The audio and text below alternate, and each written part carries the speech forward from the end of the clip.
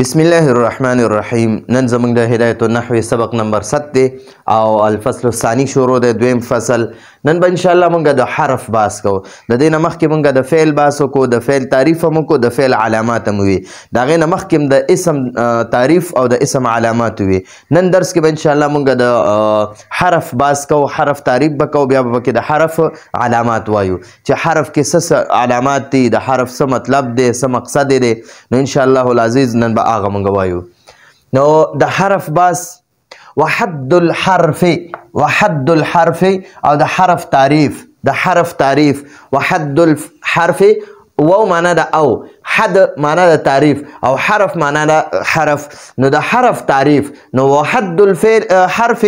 د حد چې د مضاف ته حرف مضاف الیه دی. نو اول موږ د مضاف الیه معنا کوو، رستو د مضاف معنا کوو. او حالانکه عربی کې مخکې مضاف راځي، رستو مضاف الیه راځي. ترجمه کې به اول د مضاف الیه معنا کوي، رستو به د مضاف معنا کوي.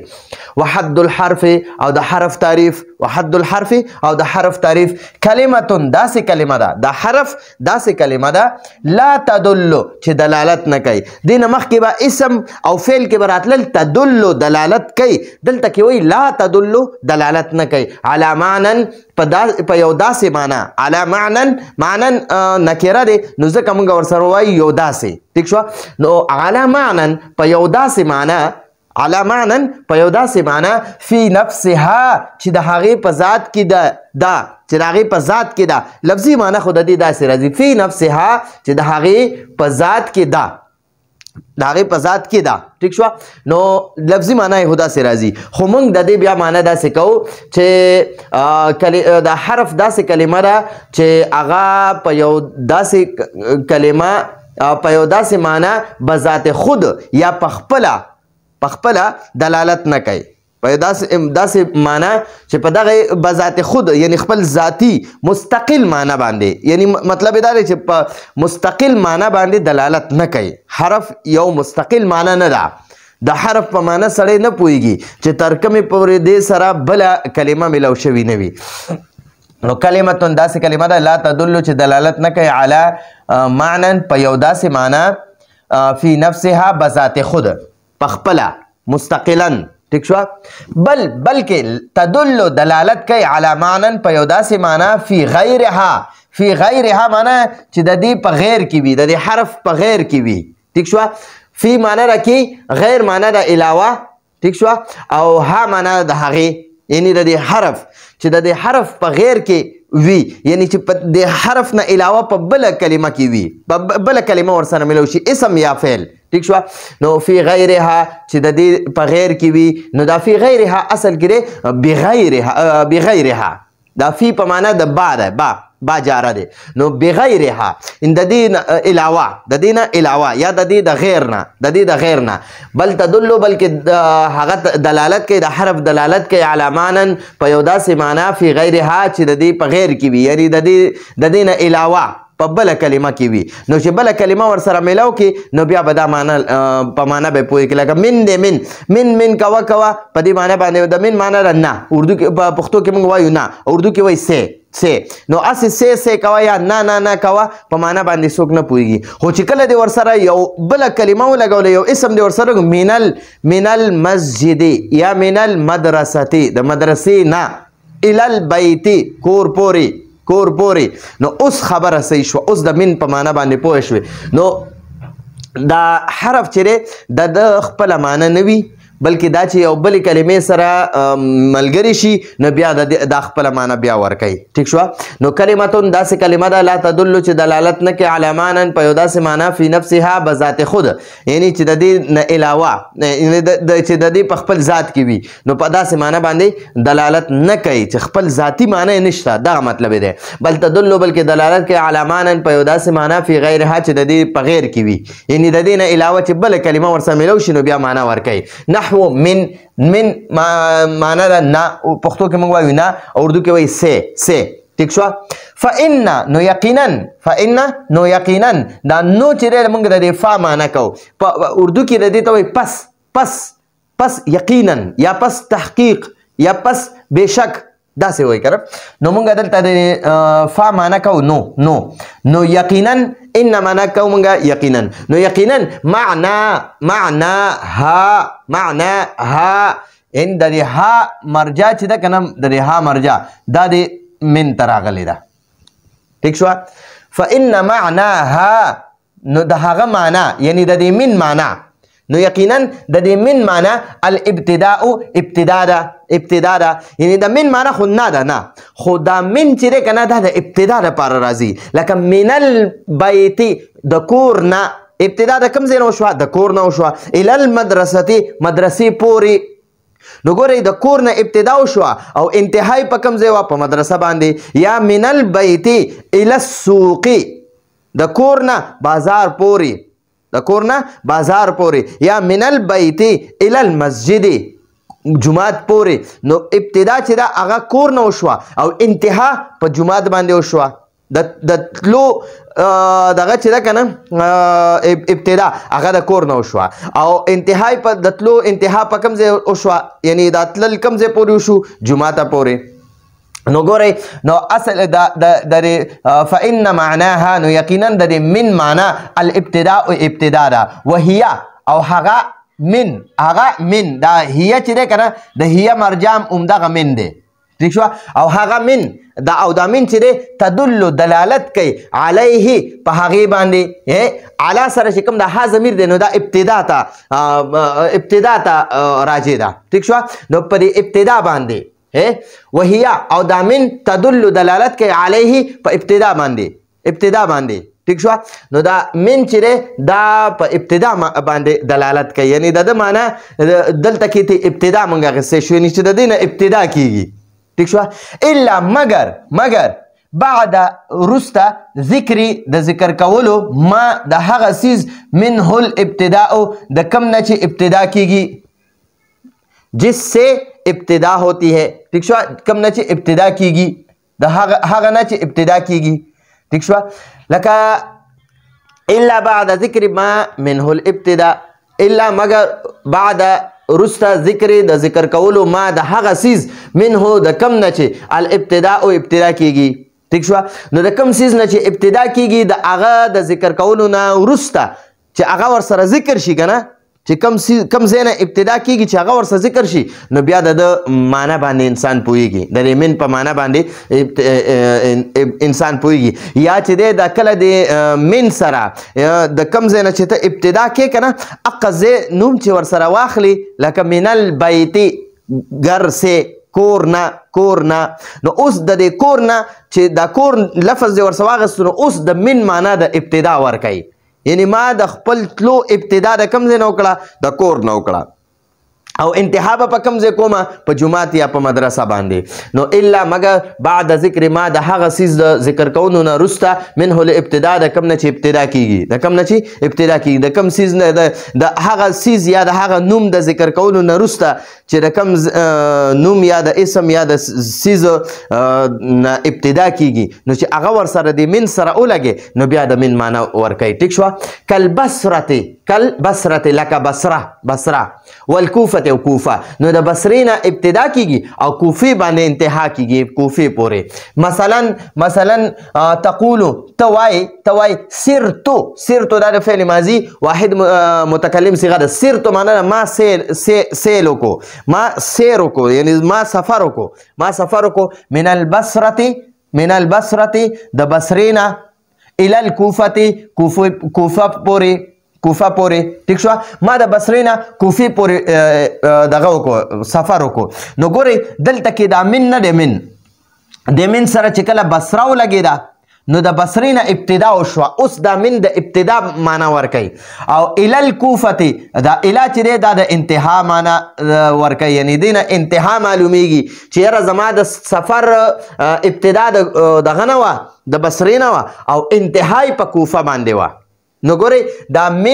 منم حرف دی من حرف دی ٹھیک شو منم حرف دی او الام حرف دی دام حرف دی ٹھیک شو خو د من سره چې مونږ کله بصره ولګوله او اله سره مونږ کله کوفه ولګوله نو بیا مونږ له د حروف معنا راکړه د دې په معنا باندې بیا مونږ پوه شو نو سرتو من البصرة ما د سیرتو ما سفر وکړو ما سیر وکړو ما سیل وکړو من البصرة د بصرې نه الی الکوفة کوفې پورې سیرتو معنا زه لاړم ما سفر وکړو ټیک شوه نو دا خو موږ له د حرف تعریف راکړو اوس د حرف علامات دي علامت مضاف ته ها ضمیر ولا مضاف الیه دی نو ها ضمیر حرف ته راجع دی نو د دې مطلب دا دی وعلامة الحرف او د حرف علامت د حرف نښې څه دي د حرف علامات څنګه دي څنګه چې د فعل علاماتو او دغه شان د اسم علاماتو نو اوس به مونږ د فعل به د حرف به مونږ څنګه پیژنو د حرف څه علامات دي نو اوس مونږ ته وایي الا يصح الاخبار عنه ان معنا ده چې لا يصح نه صحیح کیږي نو مونږ د دې هغه د ان چې کله د فعل مضارع نه مخکې ولګي نو فعل مضارع د مصدر معنی ته واړی نو مونږ وایو بتاویل مصدر د مصدر معنی ته واړی نو د دې بیا مونږ معنا کوو الله یصح نه صحیح کېدل الاخبار عنه مخبر عنه معنا مسند الیه ټیک شوه ولا به او نه مخبر به یعنی نه مسند چې د حرف نه مسند الیه جوړېدی شي او نه مسند جوړېدی شي د اخبار عنه نه مراد مسند الیه دی د دې اخبار عنه نه مراد څه دی مسند الیه او دا ولا به معنا دا ده چې نه مسند جوړېدی شي مسند ټیک شوه الله یصح نه صحیح کېدل الاخبار عنه یعنی د هغه نه صحیح کېدل یعنی د حرف نه صحیح کېدل یعنی اخبار عنه نشي جوړېدی اخبار عنه نه صحیح کېږي نه اخبار عنه جوړېږي ولا به معنا دا چې دا اخبار دی به سره ورسره ولګوه اخبار سره به مو لګوه نو اخبار به مطلب دا دی چې مخبر به نه مطلب محکوم به راځي یا مسند راځي ټیک شوه مسند راځي مونږ ورته خبر هم وایو خبر ټیک شوه او اخبار عنه نه مراد مخبر عنهم ورته وایي او محکوم علیم ورته وایي او مسند الیه ورته وایي او مبتدا ورته وایي ټیک شوه یا مبتدا ورته وایي یا ورته فاعل وایي یا ورته نائب فاعل وایي مخبر عنه ته ټیک شوه او مخبر به چې دی هغه یا به اسم وي خبر او یا به فعل وي دا دوه جوړې دي ټیک شوه نو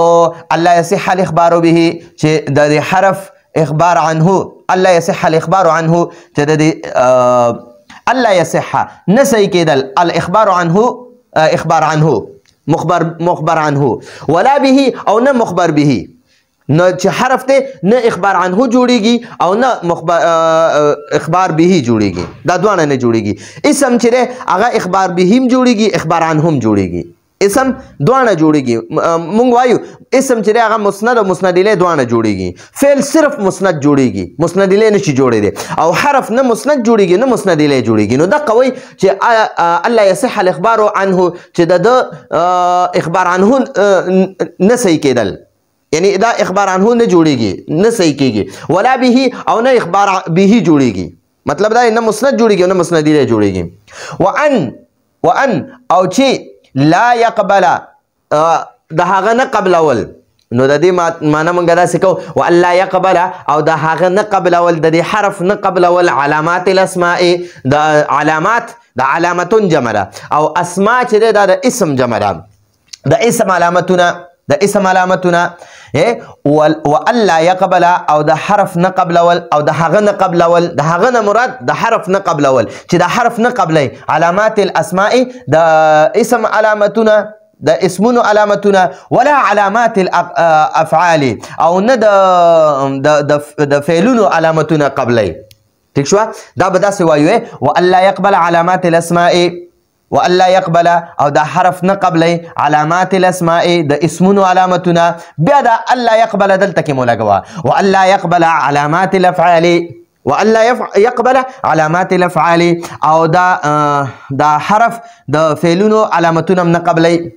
ٹھیک شو نو چې کله دا حرف نه د اسم علامات قبلي نه د فعل علامات قبلي ٹھیک شو چې دا اسم نه مسند الیه جوړیږي نه مسند جوړېدی شي نو بیا په دې باندې یو سوال راځي چې دا بیا ولې په کلام کې استعمالیږي نو اوس مصنف رحمه الله د ولي الحرف فی کلام العرب کې چې د دې هغه سوال چې یاره دا حرف نه مسند جوړیږي نه مسند الیه جوړیږي نو د بیا څه فایده شوه نو اوس تا ته د هغې سوال جواب درکوي چې د دې ډېرې فایدې دي وللحرف او د حرف فی کلام العرب په کلام عرب کې یعنی په عربی ژبه کې په قرآن او حدیث او فقه او لغت کې فی کلام العرب کلام عرب کې وللحرف او د حرف فی کلام العرب په کلام عرب کې فوائد ډېرې فایدې دي فوائد چې دا د فایدتون جمع ده د فائدتون فائدتون یوې فایدې ته وایي او فوائد ډېرې فایدې ٹھیک شو وللحرف او د حرف فی کلام العرب په کلام عرب کې فوائد ډېرې فایدې دي بین اسمین معنی دا دوه اسمونه اسمین دا د اسم تسنیه چې ده که نه هغه اسمانې راځي اسمانې نو دا اسمانې حالت رفعي دی د حالت نسبي چې دی که نه هغه اسمینې راځي اسمینې نو د اسم معنا ده یو اسم د اسمانې معنا ده دوه اسمونه او د اسمینې معنا هم نه دوه اسمونه نو بین اسمینې د دوو اسمونو په منځ کې د دوو اسمونو په منځ کې فایده ده نحو زیدون فی الدار دا زیدون یو اسم شو او الدار بل اسم شو نو د دې په منځ کې دا فی حرف راغی فی حرف نو وګورئ د دې دواړو په منځ کې ربط پیدا کو ربط معنا ده جوړښت یعنی د دوو اسمونو په منځ کې جوړ پیدا کو دوه اسمونه یو بل سره جوړ کړه ٹھیک شو یو بل سره میلاو کړل نو زیدون فی الدار معنا ده زید کور کې دی او کته چې دا فی وباسي که نه زیدون الدار زید کور دی زید کور نو دا پورا نشوه جمله اوس په دې کې به د دې فایده دا ده د دې حرف فایده دا ده چې دا دوه اسمونه یو بل سره میلاو کړل زیدون فی الدار زید کور کې دی د فی معنا مونږ کوو کې اردو کې وایي مې گر مې ہے ٹھیک شو او الفعلین او معنا ده یا فعلین معنا ده دا د فعلان د تسنیه حالت نسبی و جری فعلین راځي فعل یو فعل ته وایي فعلان یا فعلین دا دوه فعلونو ته وایي نو دلته فعلین دی دوه فعلونه نو او الفعلین یا د دوه فعلونو په منځ کې جوړ پیدا کوي نحو اریدو یو فعل شو او تضربه بل فعل شو او د دې په منځ کې دا حرف راغی ان چې دا حرف دی حرف اريد ان تضربه اريد معنا زه غواړم دا اريد د واحد متکلم صيغه ده ان معنا ده چې تضربه توخلو کې زه غواړم چې توخلو کې او که دا انت ته وباسي که نه دا ان اريد تضربو زه غواړم توخلو کې نو دا خبره صحیح نشوه زه غواړم چې توخلو کې زه غواړم چې توخل وکړي نو اريد ان تضربه نو ان پکې دا یو فعل او دا دویم فعل دا دوه فعلونه یو بل سره ملاو کړل جوړ کړل او اسم او فعل او معنا ده یا اسم وفعل اسم او فعل یا دا اسم او فعل په خپل منځ کې ربط پیدا کوي جوړ پیدا کوي ها وللحرف فی کلام العرب فوائد کربت بین اسمین دلته معنا کربت ایر شوی دی کربت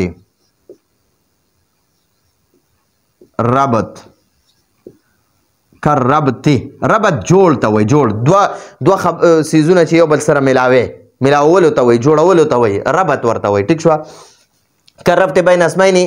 نحو زید فی الدار او الفعلین نحو اريد ان تضرب او اسم وفعل او یا د یو اسم او د یو فعل اسم معنا د یو اسم او فعل معنا د یو فعل ٹھیک شو نو د یو اسم او د یو فعل په منځ کې جوړ راولي ملاوي یو اسم او فعل یو بل سره ملاوي یا یو اسم او فعل یو بل سره رابط پیدا کوي کضرب بالخشبه کضربت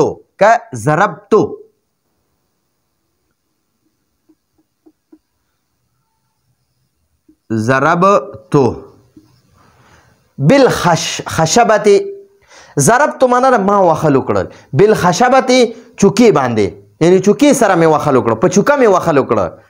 وخلو کړ اوس ګورئ دا ضربتو فعل دی او الخشبه چې دی دا چوکي ته وایي دا اسم دی ٹھیک شو نو د یو فعل دا فعل شو او د اسم خپل منځ کې ربط راغی نو که د دې دا با تی منځ نه وباسي با حرف تی منځ نه وباسي که نه نو د دې معنی بیا راځي ضربت الخشبة ما چوکه ووخله نو خلک چوکه نه وخي په چوکې وخل کوي نو موږ د با د وجې نه دا جمله اوس صحیح شوله که ضربتو بالخشبة ما چوکې باندې وخل وکړه ما چوکې سره وخل وکړه یا ما په چوکه وخل وکړه او جملتین او معنی ده یا جملتین د دوو جملو یو بل سره ربط پیدا کوي نحو جملتین دو جملې جملتون یوه جمله جملتان او جملتین د دې دوانو معنی ده دوه جملې نو د دوو جملو منځ کې نحو لکه ان جاءني دا ان پکې حرف دی دا ان حرف دی حرف نو ان جاءني زیدن ان جاءني کچرتا جاءني زما خواله راغې زیدن زید اکرمتو نو زب اکرام وکم زب عزت وکم هو د هغه ٹھیک شو نو ان جاءني زیدن کچرتا زید زما خواله راغې نو اکرمته نو زب د هغه اکرام وکم نو که اوس د دې نه د حرف لرې کې که نه نو جاءني زید زما خواله راغی اکرمته ما د هغه اکرام وکړو نو دا جمله صحیح نه راځي ټیک شوه نو ته به وایې ان جاءني زید که چېرته زید زما خواله راغی اکرمته نو زه به د هغه اکرام وکړم ٹھیک شوه وغیر ذالک او غیر معنا د علاوه ذالک د دې نه من الفواید ډېرې فایدې دي التي کمې چې تعرفها ته به هغه وپېژنې کمې چې به ته وپېژنې فی القسم الثالث په درېیم قسم کې ان شاء الله تعالی ان معنا چې شاء الله تعالی وغواړي شاء الله تعالی الله تعالی وغواړي نو دا ان شاء الله نه دی په دې کې یو کتابي نقطه یاده کړئ چې دا ان به همیشه ځان له لیکئ ان او شاء الله به ځان له لیکئ ښه چې ګوره دې کې دا به داسې لیکئ داسې به کلم نه لیکئ ان شاء الله ان شاء الله دا غلط دی ښه دا یو غلط دی چې دا نون دی شین سره یو ځای لګې بلکې نون به بیا لګې ان شاء الله تعالی ویسمى او د هغه نوم کې ښودلی شوی ویسمى او د هغه نوم کې ښودلی شوی حرفا حرف یعنی دغه حرف نوم حرف کې ښودلی شوی لوقوعه د واقع کېدو د وجې نه د راتللو د وجې نه فی الکلام په کلام کې حرفا حرف د حرف لغوي معنی ده طرف یو ساید یو غاړه کناره ٹھیک شوه نو لوقوعه د واقع کېدلو د وجې نه فی الکلام په کلام کې حرفا حرف طرفا طرف غاړه کناره ساید چې دا یو ساید ته په کلام کې راځي مطلب دا دی چې په ساید کې نه راځي بلکې دا په مینس کې هم راځي ابتدا کې هم راځي اخره کې هم راځي ٹھیک شوه خو دلته کې ته څه مراد دی مطلب د دلته دا دی که نه چې نه دا مسند وي او نه مسند الی وي د دې دواړو نه یو طرف ته راځي ٹھیک شوه نه مسند جوړیږي دا او نه مسند الی جوړیږي نو د دې نه علاوه یو غاړې ته دا جوړیږي دا یو غاړې ته ٹھیک شوه لکه ګورئ دغه چې دی دا حرف نه مسند وي نه مسند الی جوړېدی شي او نه مسند الی جوړېدی شي او نه مسند او فعل چې دی که نه فعل صرف مسند جوړېږي مسند او اسم چې دی که نه اسم مسند الی هم جوړېږي او مسند هم جوړېږي نو اسم مسند او مسند الی دواړه جوړیږي فعل صرف مسند جوړیږي او حرف نه مسند الی جوړیږي او نه مسند جوړیږي دا یو هم نه جوړیږي نو دا وګوره د مسند او د مسند الی نه یو غاړې ته شو که نه ٹھیک شو د دې دواړو نه یو غاړې ته شو نو دلته کې مراد دغه دی ویسمى او نوم کې ښودلی شوی حرفا حرف لوقوعه د هغې د واقع کېدو د وجې نه فی الکلام په کلام کې حرفا حرف طرفا یو طرف ته ٹھیک شوه از ځکه چې لیسا نه دی مقصودا بالذات مقصود بالذات معنی چې ذاتی لحاظ سره مقصدي دا حرف نه دی دا حرف ذاتی لحاظ سره مقصدي نه دی ذاتی لحاظ سره مقصدي مسند او مسند الی وي نو دا ذات لحاظ سره مقصدي نه دی په کلام کې مقصدي سیز مسند او مسند الی وي ٹھیک شوه اصلي سیز مطلبي سیز هغه پکې مسند او مسند الی وي او دا حرف چې دی پکې دا پکې فضله وي دا پکې صرف د ربط کار ورکوي فضول سیز نه وي فضول سیز بالکل نه وي د دې نه بغیر ستا جمله نه جوړیږي، ربط پکې نه راځي. نو دا په کلام کې مسند او مسند الیه دا دواړه مقصدي څیزونه وي، ذاتي څیزونه وي، اصلي څیزونه دا وي. او دا حرف پکې چې دی دا پکې درمیاني کار کوي، د ربط کار کوي. نو تا ته ځکه وایي اذ لیس ځکه چې نه دی مقصودا بالذات، ذاتي لحاظ سره مقصدي، ذاتي لحاظ سره د حرف ذاتي لحاظ سره مقصدي نه دی. مثل معنا پشان د مسند والمسند الیه او د مسند الیه پشان، یعنی د مسند او د مسند الیه پشان مقصدي چیز نه دی، ذاتی لحاظ سره مقصدي نه دی، اصلي چیز نه دی د حرف، بلکې دا صرف د ربط کار ورکوي. نور په کلام کې مسند او مسند الیه دا ذاتی او مقصدي او مقصود بالذات چې دی هغه مسند او مسند الیه وي، او حرف مقصود بالذات نه وي. نو امید دی تاسو په دې باندې پوه شوي یئ. دا زمونږ د نن ورځې د حرف باسو مختصر غونته کوم تعریف هم ویلو او بیا هم پکې علامات وي چې دغه چې دی حرف دا نه د فعل علامات قبلی او نه د اسم علامات قبلی، او نه پدې کې د فعل علامات راتلی شي، نه پکې د اسم علامات راتلی شي، بلکې د کې د فعل او د اسم علامات نه وي. بلکې دا په کلام کې یو د دې په کلام کې په کلام عرب کې ډېرې فایدې وي، لکه د دوو اسمونو یو بل سره ربط پیدا کوي، د دوو فعلونو یو بل سره ربط پیدا کوي، د یو اسم او فعل په خپل منځ کې ربط یعنی جوړښت ملاول دا کوي، یا د دوو جملو په یو بل سره ملاول کوي. نو ان جاءنی چې دی کنه دا ان جاءنی زیدن دا یو جمله شوه، اکرمته دا بله جمله ده، ٹھیک شو. نو دا دوه جملې یو بل سره ملاوي، او د دې نه علاوه په کلام عرب کې ډیر زیات دغه دي فائدې دي، او ان شاء الله ویا به تاسو په دریم قسم چې کله مونږ وایو کنه نو اوس په دې نه پس مونږ د کلمې او د کلام باس شروع کوو کنه، نو په هغې نه پس به بیا مونږ د اسم باس ابتدایي نه شروع کوو چې د اسم حالت رفعي، حالت نسبي، حالت جري، بیا په دې کې منصرف، غیر منصرف، او دا ټول باسونه به پکې مونږ کوو. او بیا به د هغې نه پس فعل شروع شي، فعل کې بیا قسمه قسم خبرې دي، بیا د هغې نه پس په اخره کې حرف باس کوو. دا خو مونږ صرف تعریف وکړو، علامتونه مو وي، ٹھیک شو جی. نو دا تاسو د ځان سره یو سکرین شاټ واخلئ، او امید دی چې تاسو په دې باندې پوه شوي. په خپلو خصوصي دعاګانو کې یاد ساتئ. هذا هو المرام والله اعلم بحقیقة الكلام.